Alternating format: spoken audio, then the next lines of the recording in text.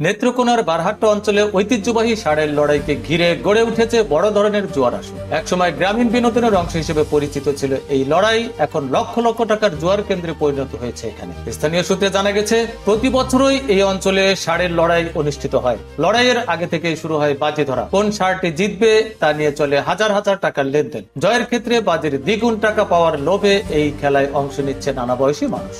দেখা যাচ্ছে, দিনের আলোয় পুলিশের ভয়ে এই লড়াই এখন শুরু হয় ভোরবেলা। অনেক সময় পুলিশ ফোর্স মোতায়েন করেও এই জুয়া প্রতিরোধে ব্যর্থ হচ্ছে। আয়োজক ও চিহ্নিত জুয়াড়িদের আগে ভাগে গ্রেফতার করেও তেমন কোনো ফল পাওয়া যাচ্ছে না বলে জানান অনেকে। বিশেষজ্ঞদের মতে, এই জুয়া শুধু অপরাধ নয়, একটি সামাজিক ব্যাধিতে পরিণত হয়েছে।